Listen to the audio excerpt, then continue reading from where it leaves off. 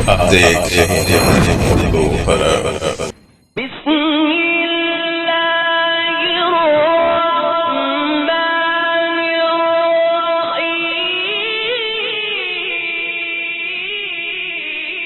अस्सलाम वालेकुम वरहमतुल्लाहि वबरकातुहू। जनाब अबू तालिब ने तजारत की गर्ज से शाम जाने का इरादा किया। नबी करीम सल्लल्लाहु अलैहि वसल्लम ने भी साथ जाने का शौक़ ज़ाहिर फरमाया।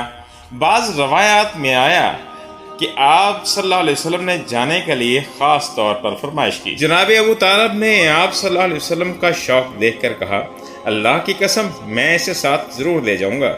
ना ये कभी मुझसे जुदा हो सकता है, ना मैं उससे कभी अपने आप को जुदा कर सकता। एक रवायत में यूं आया है कि आप सल्लल्लाहु अलैहि वसल्लम ने जनाब अबू तालिब की ऊँटनी की लगाम पकड़ ली और फरमाया, चचा आप मुझे किसके पास छोड़े जा रहे हैं? मेरी ना माँ है ना बाप है। इस वक्त आप सल्लल्लाहु अलैहि वसल्लम की उम्र मुबारक 9 साल थी।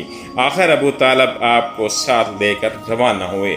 आप सल्लल्लाहु अलैहि वसल्लम को अपनी ऊँटनी पर बिठाया। रास्ते में ईसाइयों की एक इबादत गाह के पास जाकर ठहरे। खानकाह के राहब ने नबी करीम सल्लल्लाहु अलैहि वसल्लम को देखा तो चौंक उठा। उसने जनाब अबू तालिब से पूछा, ये लड़का तुम्हारा कौन है? उन्होंने जवाब दिया, ये मेरा बेटा है।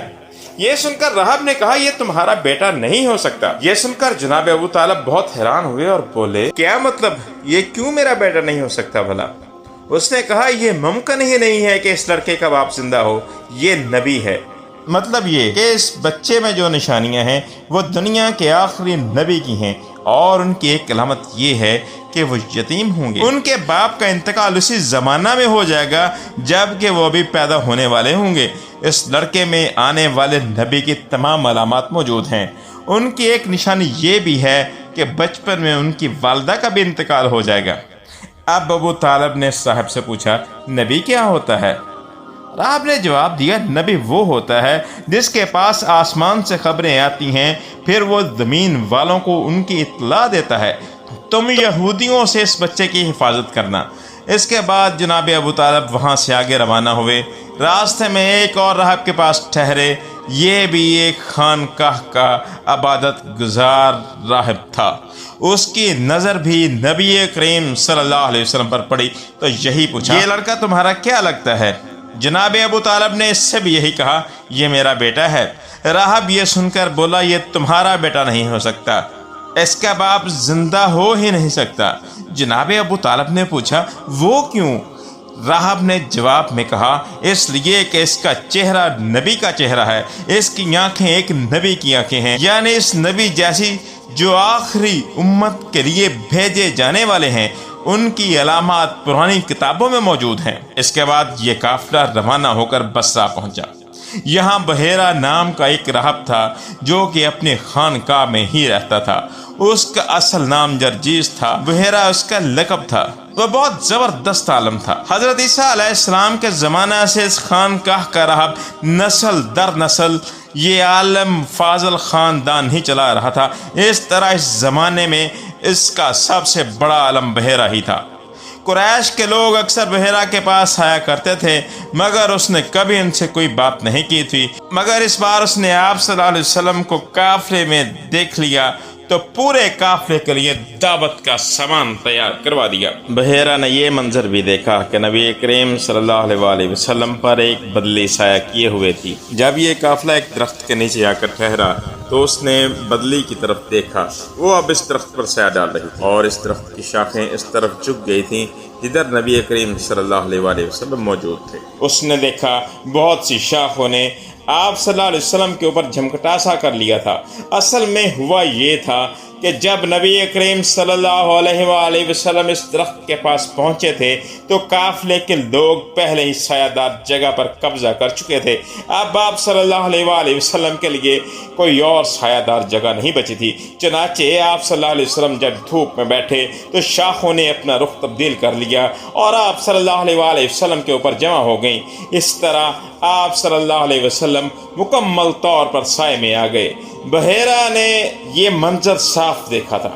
आप सल्लल्लाहु अलैहि वसल्लम की ये निशानी देखकर उसने काफिले वालों को पैगाम भिजवाया, ऐ कुरैशियों, मैंने आप लोगों के लिए کھانا تیار کروایا ہے، میری خواہش ہے آپ تمام لوگ آئیں اور کھانا یہیں کھائیں، یعنی بچے، بوڑھے اور غلام سب۔ بحیرہ کا یہ پیغام سن کر کافرے میں سے ایک نے کہا، اے بحیرہ، آج تو آپ نیا کام کر رہے ہیں، ہم تو اکثر اس راستے سے گزرتے ہیں، آپ نے کبھی دعوت کا اہتمام نہیں کیا، پھر آج کیا بات ہے؟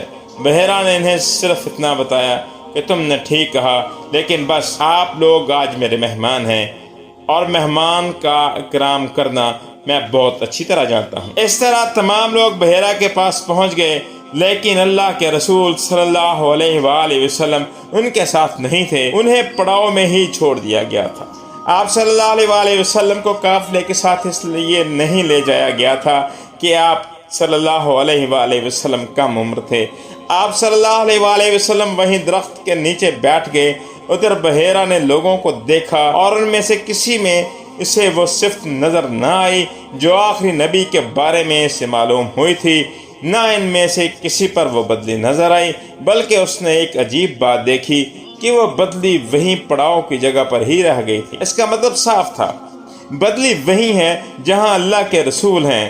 تب اس نے کہا، اے قریش کے لوگوں، میری دعوت سے آپ میں سے کسی کو بھی پیچھے نہیں رہنا چاہیے تھا۔ اس پر قریش نے کہا، اے بحیرہ، جن لوگوں کو آپ کی اس دعوت میں لانا ضروری تھا ان میں سے تو کوئی نہیں رہا، ہاں ایک لڑکا رہ گیا ہے جو سب سے کم عمر ہے۔ بحیرہ بولا، تب پھر مہربانی فرما کر اسے بھی بلا لیں، یہ کس قدر بری بات ہے کہ آپ سب آئیں اور آپ میں سے ایک رہ جائے، اور میں نے اسے آپ لوگوں کے ساتھ دیکھا تھا۔ اب ایک شخص گیا اور آپ صلی اللہ علیہ وآلہ وسلم کو ساتھ لے کر بحیرہ کی طرف روانہ ہوا۔ اس طرح وہ بدلی آپ صلی اللہ علیہ وسلم کے ساتھ ساتھ چلی اور تمام راستے اس نے آپ صلی اللہ علیہ وآلہ وسلم پر سایہ کیے رکھا۔ بحیرہ نے یہ منظر صاف دیکھا، وہ آپ صلی اللہ علیہ وسلم کو اور زیادہ غور سے دیکھ رہا تھا اور آپ صلی اللہ علیہ وسلم کے جسم مبارک میں وہ علامات تلاش کر رہا تھا جو ان کے کتب میں درج تھیں۔ جب لوگ کھانا کھا چکے اور ادھر ادھر ہو گئے، تب بحیرہ آپ صلی اللہ علیہ وسلم کے پاس آیا اور بولا، میں لات اور عزیٰ کے نام پر آپ سے چند باتیں پوچھنا چاہتا ہوں، جو میں پوچھوں مجھے آپ اس کا جواب بتائیں۔ اس کی یہ بات سن کر آپ صلی اللہ علیہ وسلم نے فرمایا، لات اور عزیٰ کے نام سے مجھ سے کچھ نہ پوچھو، اللہ کی قسم مجھے سب سے زیادہ نفرت انہی سے ہے۔ اب بحیرہ بولا، اچھا تو پھر اللہ کے نام پر بتائیں، جو میں پوچھنا چاہتا ہوں وہ بتائیں۔ تو آپ صلی اللہ علیہ وسلم نے فرمایا، پوچھو کیا پوچھنا ہے۔ اس نے بہت سے سوال کیے، آپ صلی اللہ علیہ وسلم کی عادات کے بارے میں پوچھا۔ اس کے بعد اس نے آپ صلی اللہ علیہ وسلم کی کمر پر سے کپڑا ہٹا کر مہر نبوت کو دیکھا، وہ بالکل ویسی ہی تھی جیسی کہ اس نے اپنی کتابوں میں پڑھ رکھا تھا۔ اس نے فوراً مہر مبارک کی جگہ کو بوسہ دیا۔ ناظرین محترم، یہ پرنور اور دلوں کو چھو لینے والی داستان ابھی جاری ہے، اس کا اگلا حصہ آئندہ ویڈیو میں پیش کیا جائے گا انشاءاللہ۔